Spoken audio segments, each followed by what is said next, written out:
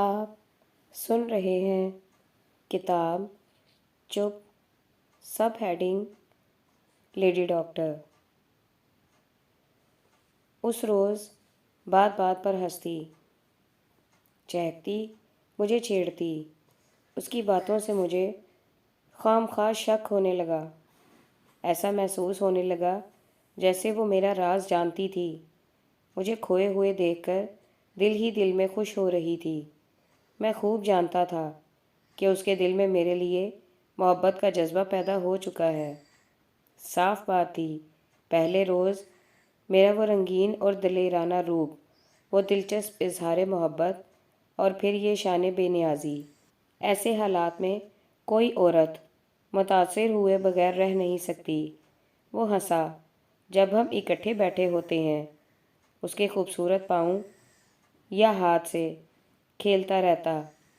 اس وقت وہ میرے منہ کی طرف تکتی رہتی، حیران ہوتی ہوگی کہ یہ متوالا اپنی دلچسپ کھیل پاؤں اور ہاتھ تک محدود کیوں رکھتا ہے۔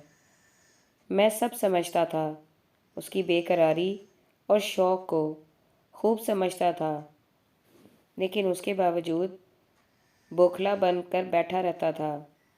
اس کے اشارے اور کنائے رنگین اور واضح ہوتے، لیکن میں ظاہر کرتا کہ میں کچھ نہ سمجھتا تھا۔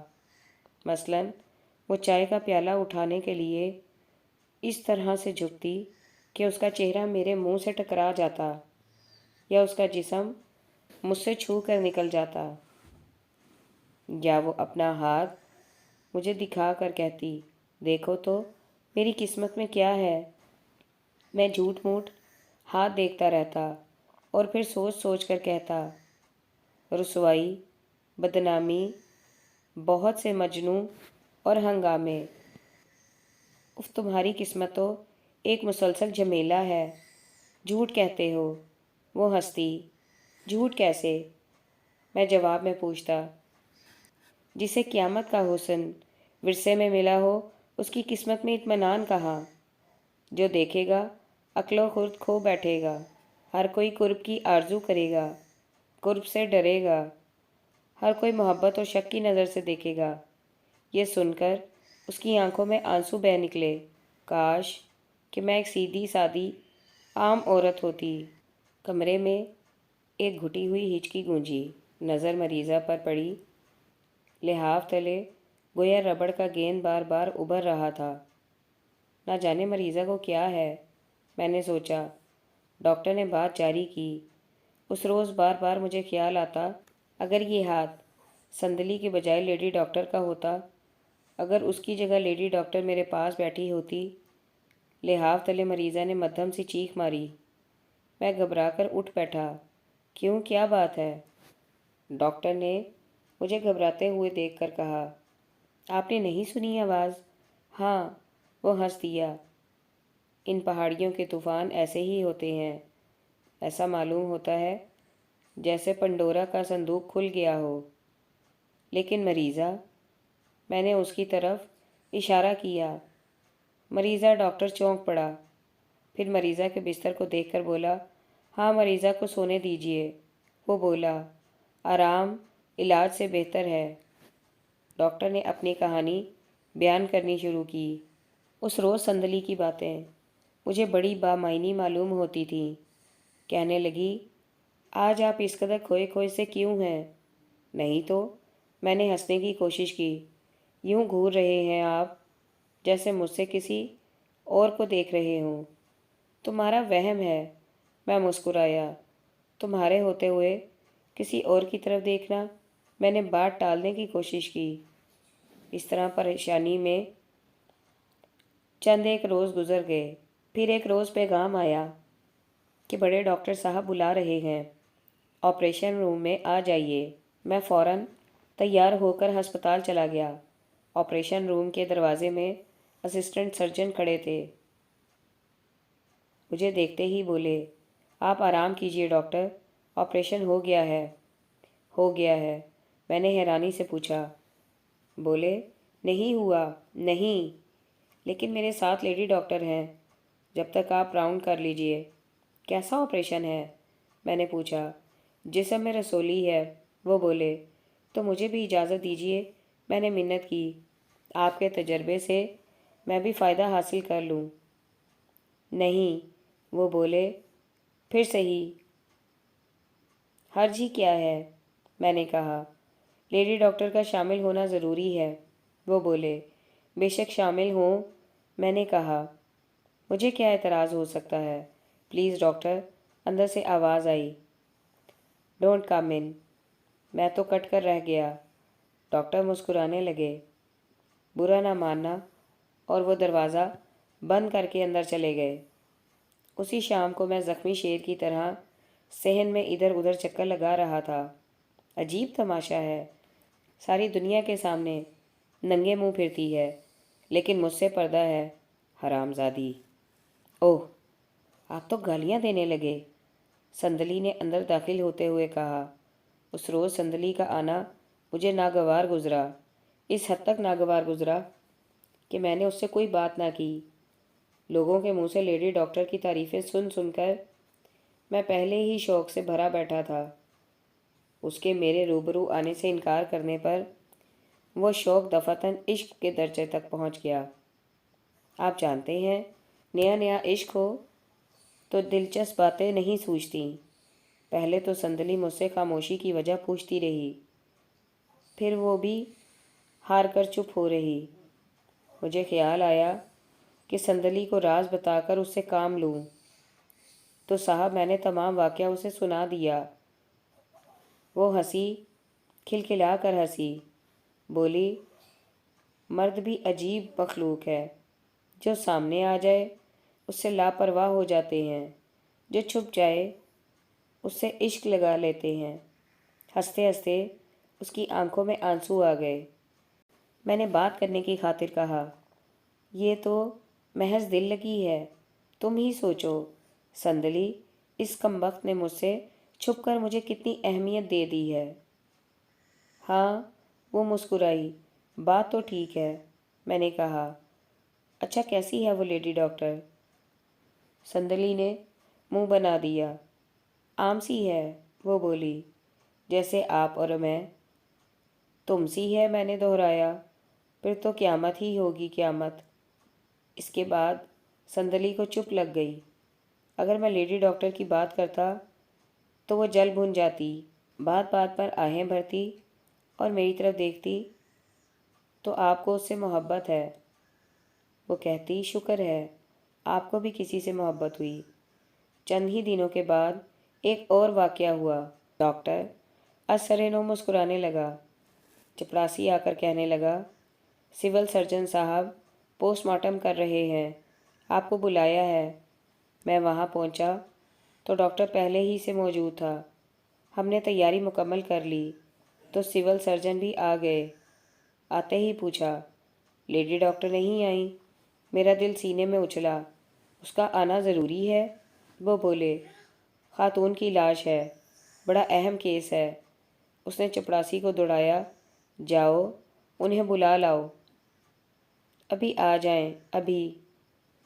چپڑاسی کو دوڑتے دیکھ کر خوشی سے میری باچیں کھل گئیں۔ کیسے نہ آئے گی آج؟ خوشی سے میرے ہاتھ پاؤں پھول رہے تھے۔ چند ہی منٹ کے بعد چپڑاسی لوٹ آیا، بولا، وہ کہتی ہے میری طبیعت اچھی نہیں، بیمار ہیں۔ بیمار ہیں کیا؟ سول سرجن نے پوچھا۔ جی، چپڑاسی کہتا کہتا رک گیا۔ کیا بات ہے صاحب؟ جی وہ تو آ رہے تھے۔ پھر صاحب نے پوچھا، پھر مجھ سے پوچھنے لگے، کون کون ہے وہاں؟ میں نے کہا، حضور بڑے صاحب ہیں، انچارج ہیں اور سب انچارج ہیں۔ یہ سن کر وہ رک گئیں۔ بولی، کہہ دو ہماری طبیعت اچھی نہیں۔ اسسٹنٹ مسکرائے اور سول سرجن کے پاس جا کر زیر لب کچھ کہا۔ نہیں نہیں، صاحب چلایا، انہیں آنا پڑے گا، ہم اس کے بغیر یہ کام نہ کر سکیں گے۔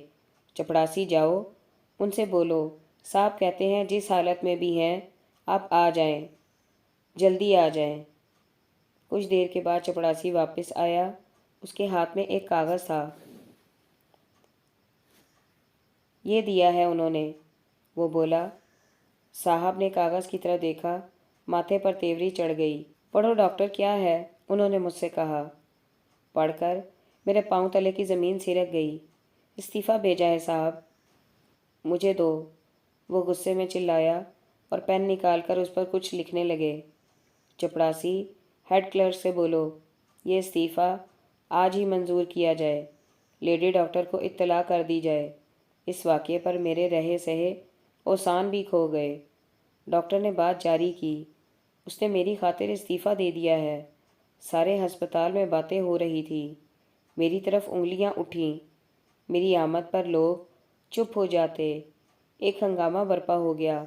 نہ جانے لوگ کیا سمجھتے ہوں گے، نہ جانے وہ مجھ سے چھپنے پر مصر کیوں تھی، نہ جانے وہ کون تھی، شاید وہ مجھے جانتی ہو۔ لیکن چھپنے سے مطلب میرا دماغ چکرا رہا تھا۔ انہی خیالات میں کھویا ہوا تھا کہ دروازے پر دستک ہوئی۔ کون ہے؟ میں نے پوچھا۔ لڑکے نے ایک بڑا سا لفافہ میرے ہاتھ میں دے دیا۔ کہنے لگا، یہ انہوں نے بھیجا ہے۔ یہ کہہ کر وہ چلا گیا۔ میں سمجھا کوئی سرکاری کاغذ ہوگا۔ اندر آیا، بجلی جلائی۔ لفافے میں اس کی تصویر تھی۔ نیچے انگریزی میں لکھا تھا، گڈ بائی ڈاکٹر زینت۔ کیا لیڈی ڈاکٹر کی تصویر تھی وہ؟ میں نے پوچھا۔ ہاں، ڈاکٹر ہنسا، کہا مار کر ہنسا۔ تصویر خوبصورت تھی کیا؟ خوبصورت؟ وہ پھر کہا مار کر ہنسا۔ بے حد خوبصورت تصویر تھی، صرف اس کا منہ پرلی طرف تھا۔ پرلی طرف تھا؟ میں نے پوچھا۔ میں نے کئی بار اس کا چہرہ دیکھنے کی امید پر تصویر کو الٹایا تھا۔ یہ حماقت کی انتہا تھی۔ وہ پھر ہنسنے لگا، حتیٰ کہ اس کی آنکھیں بھر آئیں۔ یہ بھی عجیب مذاق تھا اس کا۔ وہ تصویر اب بھی میرے پاس موجود ہے۔ میں نے اسے انچارج کے کمرے میں لٹکا رکھا ہے۔ یار دوست اسے دیکھ کر ہنسا کرتے ہیں۔ چوڑے شانے، پتلی کمر اور لمبی چوٹی۔ اس تحفے کو دیکھ کر ہنسی نہ رکتی تھی۔ کچھ دیر کے بعد سندلی آ گئی۔ اس روز اسے دیکھ کر مجھے غصہ نہ آیا۔ لیڈی ڈاکٹر تو ہاتھ سے نکل چکی تھی۔ چلو چند دن کی دل لگی ہی سہی۔ قریب ہی کوئی کراہنے لگا۔ میں نے مریضہ کی طرف دیکھا، وہ ویسے ہی پڑی تھی، منہ کی طرف سے رضائی کا کونا اوپر اٹھا رکھا تھا۔ ڈاکٹر نے پھر بات جاری کی اور بولا، اس روز میں نے سندلی کو بھرمانے کی بہت کوشش کی، لیکن ظالم بے حد سنجیدہ تھی۔ کہنے لگی، اس کے بعد شاید میں آپ سے نہ مل سکوں۔ ابھی تو تمہاری ضرورت پڑی ہے مجھے۔ میں نے اسے چھیڑا۔ اچھا، اس نے آہ بھری۔ میں ایک ضروری بات پوچھنے آئی ہوں، وہ بولی۔ اسد شوق، میں نے ہنس کر کہا۔ نہیں، وہ کہنے لگی، مذاق نہیں ڈاکٹر، بے حد اہم بات ہے، اہم اور سنجیدہ۔ کہو، میں نے منہ پکا کر کہا۔ بولی، میرے جیون ساتھی بنو گے؟ میں کہا مار کر ہنس پڑا۔ اور کس کا جیون ساتھی بنوں گا؟ وہ شیطان تو استعفیٰ دے کر چلی گئی۔ میں جانتی ہوں آپ کو اس سے محبت ہے، وہ بولی۔ ہاں، میری شوخی معدوم ہو گئی۔ مجھے اس سے محبت ہے، لیکن تم سے بھی تو ہے۔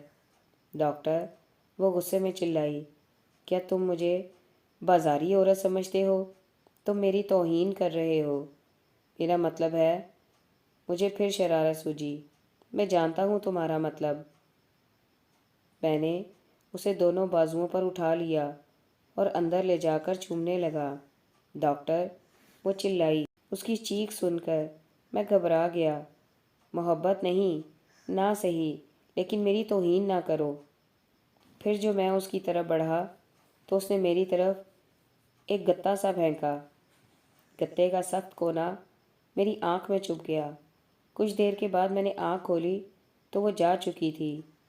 میرے سامنے ایک تصویر پڑی ہوئی تھی۔ نیچے اردو میں لکھا تھا، بسط شوق و محبت، سندلی۔ بالکل ویسا ہی انداز۔ چہرہ کدھر تھا؟ میں نے پوچھا۔ میری طرف۔ وہ مسکرایا۔ بس وہ آخری دن تھا، اس کے بعد وہ بھی کہیں گم ہو گئی۔ آپ نے صندلی کا پتہ نہ لگایا؟ میں نے پوچھا۔ اس کی کیا ضرورت تھی؟ وہ طنزاً مسکرایا۔ اس کی تصویر؟ میں نے پوچھا۔ اس کی تصویر اب بھی میرے پاس ہے۔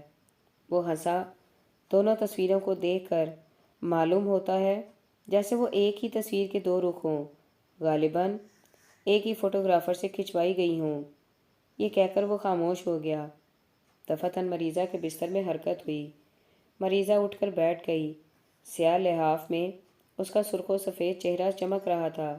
نہ جانے کیسے میرے منہ سے انجانے میں نکلا، صندلی کی تصویر بھی انلارج کروائی ہوگی۔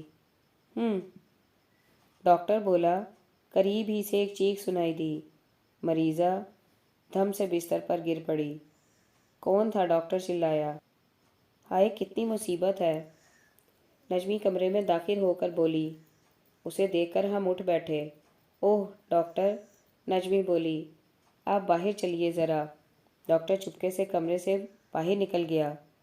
اچھا میں جاتا ہوں، وہ گنگنایا۔ تم ہو نجمی؟ مریضہ کو دیکھ کر خوشی سے چلائی۔ مریضہ نے ہونٹوں پر انگلی رکھ کر اسے چپ رہنے کا اشارہ کیا۔ باہر بجلی کی روشنی میں ڈاکٹر اپنا ہینڈ بیگ سنبھالے واپس جا رہا تھا۔ مریضہ کی نگاہیں اس کی طرف لگی ہوئی تھیں، گال آنسو سے تر تھے۔ پاس نجمی حیران کھڑی تھی۔ باہر ہوا ٹہنیوں سے لپٹ لپٹ کر چیخ رہی تھی، کرا رہی تھی۔ سب ہیڈنگ پیارا پالتو۔ سلیمان نے انگڑائی لی اور آنکھیں کھول کر ادھر ادھر دیکھا۔ وہ بوٹ سمیت کاؤچ پر پڑا تھا۔ سر تلے دو ایک گدیاں رکھی تھیں، کمر تلے کاغذ اور کتابیں پڑی تھیں۔ فرش پر جا بجا کتابوں اور کاغذوں کی ڈھیریاں لگی ہوئی تھیں۔ پرلی طرف دو تین کرسیاں گڈ مڈ ہو رہی تھیں۔ دو ایک کرسیوں پر کپڑے پڑے ہوئے تھے۔ ایک کرسی پر گدیاں یوں نیچے اوپر رکھی تھیں جیسے چنگیر میں روٹیاں۔ اس نے کاؤچ پر پڑے پڑے کمرے کا جائزہ لیا اور اس گہما گہمی کو دیکھ کر مسکرا دیا۔ پھر ایک اور انگڑائی لیتے ہوئے اپنے نوکر کو آواز دی، ننے او ننے۔ پھر کوئی فلمی دھن گنگناتے ہوئے وہ مٹھو کو دیکھنے میں کھو گیا۔ مٹھو سفید رنگ کا جانور تھا جو اس نے کسی دوست سے بطور تحفہ لیا تھا۔ اگرچہ اسے جانور رکھنے کا شوق نہ تھا، لیکن اس سفید طوطے کو دیکھ کر اس کا دل للچا گیا۔ اس نے طوطے کے لیے ایک پنجرا بنوایا جو کسی ہلکی سفید اور چمکیلی دھات کا تھا۔ اس روز سے وہ اور مٹھو ساتھی بن گئے۔ اکثر بیٹھے بٹھائے وہ مٹھو کو دیکھنے یا اس سے باتیں کرنے لگتا۔ مصیبت یہ تھی کہ مٹھو کو بولنا نہ آتا تھا۔ وہ کبھی کبھار چیخ مار کر سلیمان کی توجہ مبذول کر لیتا اور پھر خاموش بیٹھا اس کی باتیں سنا کرتا۔ سلیمان کو طوطے کا نہ بولنا اور بھی پسند تھا، کیونکہ اس نے کئی ایک ایسے طوطے دیکھے تھے جو ہر وقت میاں مٹھو چلا چلا کر سر کھا جاتے تھے۔ اس طوطے کی سب سے بڑی خصوصیت جو سلیمان کو پسند تھی وہ یہ تھی کہ اس کی نشست کے انداز تھے۔ کبھی اداس ہو جاتا اور کبھی کسی فلاسفر کی طرح سوچ بچار میں کھویا ہوا، یا اسے بیٹھے دیکھ کر ایسے محسوس ہوتا گویا وہ ابھی اٹھ کر ناچنے لگے گا۔ اس کا ہر انداز اظہار کیفیت سے بھرا ہوا تھا۔ سلیمان اکثر کہا کرتا، یہ طوطا تو آل ایکسپریشن ہے۔ اس کے علاوہ اس کے ہر انداز نشست میں جمالی کیفیت موجود رہتی۔ شاید اسی لیے طوطے کو دیکھنے سے اس کے دل میں راحت سی پیدا ہوتی اور وہ محسوس کرنے لگتا گویا یہ طوطا صحیح معنوں میں جی رہا ہے۔ اس بات پر وہ اپنے آپ میں وہ کیفیت پیدا کرنے کی کوشش کرتا اور شاید اسی لیے ہر سمے خوش باش رہنے کا عادی ہو گیا۔ ایک موٹا سا آدمی کشتی نما ٹوپی سنبھالتا ہوا دروازے میں آ کھڑا ہوا۔ حضور! وہ چونک پڑا اور ننے کو دروازے میں کھڑے دیکھ کر بولا، کیا بات ہے؟ حضور، ننھے نے پریشانی سے اس کی طرف دیکھا۔ حضور، آپ ہی نے بلایا ہے؟ اوہ، وہ مسکرایا۔ اچھا، تو میں نے بلایا ہے۔ اچھا، تو چائے ہی بنا لاؤ۔ چائے؟ ننھے نے سر کھجاتے ہوئے کہا اور پھر گھڑی کی طرف دیکھ کر بولا، گویا اپنے آپ سے کہنے لگا، ابھی تو 3 ہی بجے ہیں۔ تو 3 بجے ہیں؟ سلیمان نے مسکرا کر گھڑی کی طرف دیکھا۔ ابھی 3 بجے ہیں؟ اچھا، تو ہم 3:15 بجے چائے پئیں گے۔ جاؤ۔ ننھا سر کھجاتا ہوا باہر نکل گیا۔ سلیمان کھلکھلا کر ہنس پڑا اور پھر صوفے پر دراز ہوتے ہوئے اس نے محسوس کیا جیسے وہ کسی ریاست کا نواب ہو۔ سلیمان کی طبیعت بلا کی آزاد تھی، رسموں، تکلفوں اور اصولوں سے بے نیاز۔ متواتر 8 سال سے اس نے آزاد فضا میں زندگی گزاری تھی، 6 بورڈنگ میں جب وہ کالج میں پڑھتا تھا اور 2 سال جب سے وہ پروفیسر تھا۔ اب اسے صرف کالج جانے کی پابندی تھی، وہ بھی کڑی نہیں، کیونکہ پڑھانا یا نہ پڑھانا اس کی اپنی مرضی پر منحصر تھا، اور طبعاً اس کی طبیعت میں پابندی کا احساس قطعی مفقود تھا۔ جب جی چاہتا پڑھنے لگ جاتا۔ کئی دن وہ مسلسل مطالعہ کرتا رہتا، صبح و شام، اور بعض اوقات ہفتوں کتاب تک نہ کھولتا۔ چائے پینے پر طبیعت آ جاتی تو دن میں 6 چائے دانیاں پی جاتا۔ وہ چائے دانیوں کے حساب سے پیا کرتا تھا۔ اسے ایسی آزاد زندگی بے حد پیاری تھی، لیکن اس کے باوجود کبھی کبھی یہ بے مہار آزادی اس کے دل کے کسی کونے میں کھٹکتی۔ اس کا جی چاہتا کہ گھر میں کوئی ایسا فرد ہو جو اس کی زندگی میں دلچسپی پیدا کرے، جس کی رفاقت اس کی آزادی کو اور بھی رنگین بنا دے۔ بسا اوقات جب اس کا احساس آزادی مسرت کی لہریں بن کر اس پر چھایا ہوتا تو اس کے دل کے کسی کونے میں ایک ٹھیس سی اٹھتی اور اسے پریشان کر دیتی۔ وہ اس مبہم احساس کو بھلانے کے لیے اٹھ بیٹھتا، کتاب کھول لیتا یا ویسے ہی کمرے میں ٹہلنے لگتا، ورنہ مٹھو سے باتیں کرنے میں لگ جاتا اور انجانے ننھے کو چائے بنانے کے لیے آواز دیتا، کچھ گنگناتا، اور جب ننھا چائے لے کر آتا تو حیران ہو کر پوچھتا، ہیں، ابھی سے چائے؟ ابھی تو 3 ہی بجے ہیں۔ ننھے کی پریشانی دیکھ کر اسے ہنسی آ جاتی اور ساتھ ہی یاد آتا کہ اس نے خود ہی چائے لانے کے لیے آواز دی تھی۔ اوہو، وہ مسکراتا، اچھا ننھے، میز پر رکھ دو۔ اس روز وہ خاص طور پر خوش تھا کیونکہ زندگی میں پہلی مرتبہ اماں اس کے پاس رہنے کے لیے آ رہی تھیں۔ اس سے پہلے اس نے کئی مرتبہ اماں سے منت کی تھی کہ اس کے ساتھ رہیں، لیکن بوڑھی ماں کو اتنی دور جانا گوارا نہ ہوا۔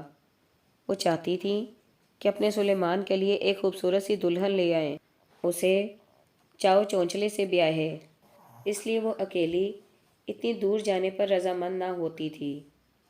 سلیمان کو فی الحال بیاہ کرنا منظور نہ تھا کیونکہ اس کے پاس روپیہ نہ تھا، اور اماں دھوم دھڑام کا بیاہ کرنا چاہتی تھی۔ قرض لینا اسے گوارا نہ تھا اور روپیہ جمع کرنا اس کی سرشت میں نہ تھا۔ ان حالات میں وہ بیاہ نہ کر سکتا تھا۔ ویسے بھی اسے بیاہ سے بالکل دلچسپی نہ تھی۔ ان حالات میں وہ بیاہ نہ کر سکتا تھا۔ اس روز وہ خوش تھا کہ ماں نے اس کے ساتھ رہنا منظور کر لیا ہے، لیکن اسے معلوم نہ تھا کہ اماں کے آنے کا مقصد صرف یہ ہے کہ کسی نہ کسی طرح بیٹے کو بیاہ پر مائل کرے اور اس مقصد کے لیے کچھ روپیہ جمع کر سکے۔ اگلے دن صبح سویرے اس کی آنکھ کھل گئی۔ باورچی خانے میں شور سن کر اسے غصہ محسوس ہوا۔ اس نے ایک انگڑائی لی اور ننھے کو آواز دے کر پوچھنے ہی والا تھا کہ سرہانے ماں کی شکل دکھائی دی۔ لمبا سا جھریوں سے بھرا ہوا چہرہ گویا بے بسی کی تصویر تھا، انداز میں دکھ کوٹ کوٹ کر بھرا تھا۔ آواز میں لجاجت تھی۔ اس کی ہر جنبش پر محسوس ہوتا گویا چینی کی پیالی چور چور ہو گئی ہے۔ سلیمان بیٹے، تھوڑا سا ناشتہ کر لو، اماں نے منت سے کہا۔ فوراً ہی وہ اٹھ بیٹھا۔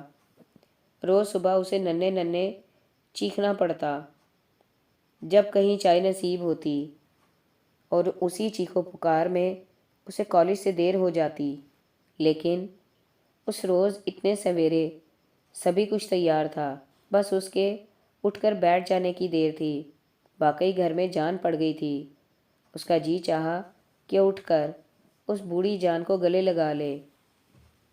چائے پیتے ہوئے اس کی نگاہ طوطے پر جا پڑی، جو بڑے مزے سے کٹوری میں سے کچھ کھانے میں مصروف تھا۔ اوہ، یہ تو ساری دنیا جاگ اٹھی ہے، اور اتنے سویرے دیکھ اماں، اس نے ماں سے کہا، ذرا مٹھو کو دیکھنا کیسے انداز سے کھا رہا ہے۔ خدا کی قسم اماں، پیرس کی میم کو بھی مات کر دیا ہے ظالم نے۔ تمہارے آنے پر اسے کس قدر خوشی ہوئی ہوگی، ورنہ اسے کچھ کھانے کو مل جائے۔ روز بار بار ننھے کو یاد دلانا پڑتا تھا، پھر کہیں جا کر بیچارے کو کچھ نصیب ہوتا۔ لیکن اب تو دنیا ہی بدل گئی ہے۔ چائے سے فارغ ہو کر وہ سوچنے لگا کہ اب کیا کرے، کیونکہ اس سے پہلے تو چائے پیتے ہی کالج سے دیر ہو جایا کرتی تھی، اور وہ ادھر ادھر سے کوئی پتلون اٹھا، کوٹ اٹھا، جلدی سے تیار ہونے کا عادی تھا۔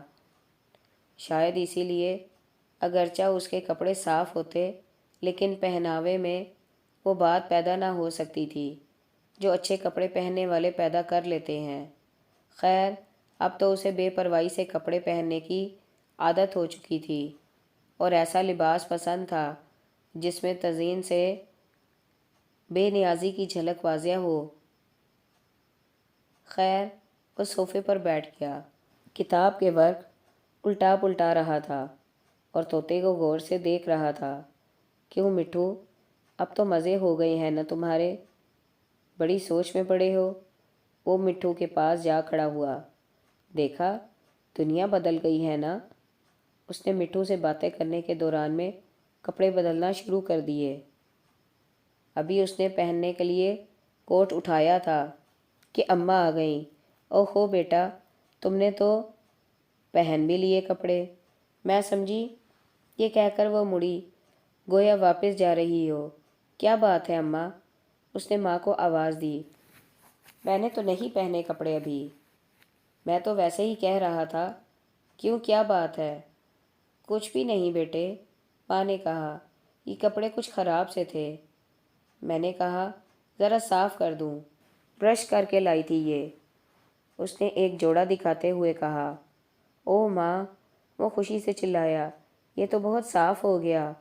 اگرچہ وہ سوٹ سلیمان کو پسند نہ تھا اور وہ اسے پہننے سے اعتراض کیا کرتا تھا، اماں سے سوٹ لے کر اس نے پہنا۔ اس روز وہ سوٹ بھی نیا نیا سا معلوم ہوتا تھا۔ اس نے محسوس کیا گویا اس سوٹ کو خام خواہ ترک کر رکھا تھا، حالانکہ ایسا اچھا سوٹ تھا وہ۔ کالج سے واپسی پر اماں بیٹھی راہ دیکھ رہی تھی۔ کھانا تیار تھا۔ بہت دیر لگا دی بیٹا، اماں بولی۔ اتنی دیر تک لگتا ہے تمہارا کالج؟ تم تو کہتے تھے کالج 2-1 گھنٹے لگتا ہے اور بس۔ اچھا بیٹا، اس نے سلیمان کو خاموش دیکھ کر کہا۔ اب نہا لو تو کھانا اتار دوں، تم نے صبح سے کچھ نہیں کھایا۔ اس کا جی چاہتا تھا کہ وہ حسب معمول کاؤچ پر دھم سے جا پڑے، کوٹ اتار کر کسی کرسی پر پھینک دے، پڑا پڑا ٹوپی کھونٹے پر ٹانگنے کی کوشش کرے، اور اس دوران میں ننھے کو آوازیں دے دے کر کھانا نہ تیار ہونے پر برا بھلا کہے، اور طوطے سے کھانا تیار نہ ہونے کی شکایت کرے۔ نہا کر کھانا کھاتے ہوئے اسے خوشی تو ہوئی، لیکن اس کے دل کے کسی کونے میں افسوس سا ہوتا کہ اس کا بہترین مشغلہ اس سے چھن گیا۔